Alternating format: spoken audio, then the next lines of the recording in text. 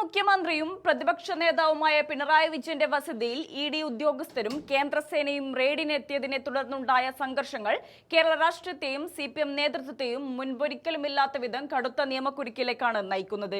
ഈ സംഭവം കേവലം ഒരു സ്വാഭാവിക ജനരോഷമല്ലെന്നും കൃത്യമായ പാർട്ടി നിർദ്ദേശപ്രകാരം നടന്ന ആസൂത്രിത ഗൂഢാലോചനയാണെന്നുമുള്ള സംശയങ്ങൾ ഇപ്പോൾ പുറത്തുവരുന്ന ഡിജിറ്റൽ തെളിവുകൾ അടിവരയിടുന്നു. കേന്ദ്ര ഏജൻസികൾക്ക് നേരെയുണ്ടായ ക്രൂരമായ ഈ ആക്രമണത്തിൽ വധശ്രമം ഉൾപ്പെടെയുള്ള ഗുരുതരമായ വകുപ്പുകൾ ചുമത്തി 200-ലേറെ സിപിഎം പ്രവർത്തകരെയാണ് പോലീസ് പ്രതിപട്ടികയിൽ ഉൾപ്പെടുത്തിയിരിക്കുന്നത്. ദൃശ്യങ്ങൾ കൃത്യമായി പരിശോധിച്ച് ഇഡിയുടെ വാഹനങ്ങൾ തകർത്ത 25ഓളം പേരെ പോലീസ് ഇതിനകം തന്നെ തിരിച്ചറിഞ്ഞിട്ടുണ്ട്. മ്യൂസിയം പോലീസിന് പുറമെ ഷാഡോ സംഘവും ഡാൻസ് ഓഫും മറ്റ് സ്റ്റേഷനുകളിലെ പോലീസുകാരും ചേർന്ന് വിവിധ ഗ്രൂപ്പുകളിലായി തിരിഞ്ഞ് ഒളിവിലുള്ള പ്രതികൾക്കായി വ്യാപകമായ തിരച്ചിലാണ് നടത്തുന്നത്. പ്രതികളുടെ വീടുകളിലും ബന്ധുവീടുകളിലും ലോഡ്ജുകളിലും റെയ്ഡുകൾ തുടരുമ്പോൾ തന്നെ പിടികിട്ടാനുള്ള 8 പ്രധാന പ്രതികൾക്കായി പോലീസ് ലുക്കൌട്ട് നോട്ടീസും പുറപ്പെടുവിച്ചിട്ടുണ്ട്. തലസ്ഥാന നഗരിയിൽ ഇത്രയും വലിയൊരു അക്രമം നടന്നിട്ടും ക്രമസമാധാനം പാലിക്കുന്നതിൽ പോലീസ് പൂർണ്ണമായി പരാജയപ്പെട്ടെന്ന ആക്ഷേപം ശക്തമായതോടെയാണ് ആഭ്യന്തര വകുപ്പ് ഇപ്പോൾ തിരക്കിട്ട് നീക്കങ്ങൾ നടത്തുന്നത്. ഈ സംഘർഷങ്ങൾക്ക് നേരിട്ട് നേതൃത്വം നൽകിയ സിപിഎം പാളയം ലോക്കൽ കമ്മിറ്റി സെക്രട്ടറിയും മുൻ കൗൺസിലറുമായ IP ബിനു അടക്കം 18 പേരാണ് ഇതുവരെ പോലീസിന്റെ പിടിയിലായിട്ടുള്ളത്. എന്നാൽ നിയമപരമായി പാർട്ടിയെ ഏറ്റവും വലിയ കെണിയിലാക്കിയത് പോലീസിന് മുന്നിൽ കീഴടങ്ങുന്നതിന് തൊട്ടു മുൻപ് ബിനു തന്റെ ഫേസ്ബുക്കിൽ പങ്കുവച്ച ഒരു വിവാദ പോസ്റ്റാണ്. പിടിച്ചതല്ല പിടികൊടുക്കുന്നതാണെന്നും പാർട്ടിയെ ഏൽപ്പിച്ച ഉത്തരവാദിത്തങ്ങൾ 100% ആത്മാർത്ഥതയോടുകൂടി ചെയ്യുക എന്നതാണ് തന്റെ നിലപാടും ശരിയുമെന്നായിരുന്നു ബിനു സോഷ്യൽ മീഡിയയിൽ കുറിച്ചത്.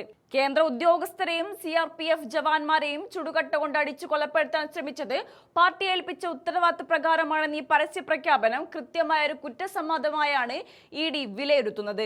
കേന്ദ്ര ഏജൻസികൾ ഈ ഫേസ്ബുക്ക് പോസ്റ്റ് ഔദ്യോഗിക ഡിജിറ്റൽ തെളിവായി സ്വീകരിച്ചു കഴിഞ്ഞു. അക്രമത്തിന് പിന്നിൽ പ്രവർത്തിച്ച ഉന്നത നേതാക്കളിലേക്ക് അന്വേഷണം വ്യാപിപ്പിക്കാൻ EDക്ക് ലഭിച്ച ഏറ്റവും ശക്തമായ ആയുധമായി ഇത് മാറിക്കഴിഞ്ഞു.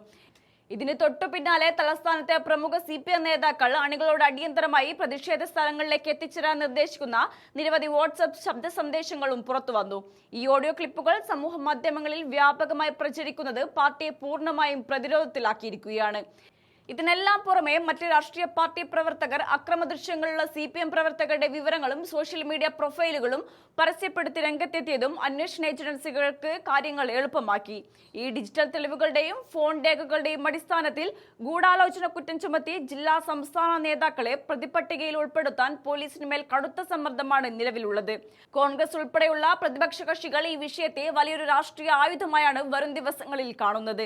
കേസിൽ പാർട്ടിയെ കൂടുതൽ പ്രതിസന്ധിയിലാക്കുന്നത് കേസിലെ ഒന്നാം സാക്ഷിയാകാൻ സാധ്യതയുള്ള അക്രമികൾ തകർത്ത വാടകക്കാരന്റെ ഡ്രൈവർ ശ്യാമിനെ സ്വാധീനിക്കാൻ CPM നേതൃത്വം നടത്തിയ നീക്കങ്ങളാണ്.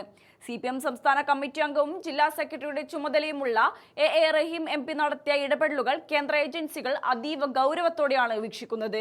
താനൊരു CPM അനുഭാവിയായിരുന്നിട്ടും തന്റെ ജീവനമാർഗം തകർത്തതിലുള്ള വിഷമം ശ്യാം മാധ്യമങ്ങൾക്ക് മുന്നിൽ പൊട്ടിക്കരഞ്ഞുകൊണ്ട് പങ്കുവച്ചിരുന്നു.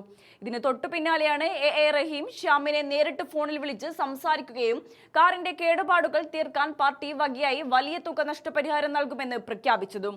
പുറമേക്ക് ഇതൊരു മാനുഷിക പരിഗണനയായി പാർട്ടി ചിത്രീകരിക്കാൻ ശ്രമിക്കുമ്പോഴും വിചാരണ വേളയിൽ കേസിന്റെ ഭാവി നിശ്ചയിക്കുന്ന ഏറ്റവും നിർണായക സാക്ഷിയെ പ്രലോഭിപ്പിച്ചു ഒപ്പം നിർത്താനുള്ള പ്രത്യക്ഷ നീക്കമായാണ് ED ഇതിനെ കോടതിയിൽ ഉയർത്തിക്കാട്ടുക.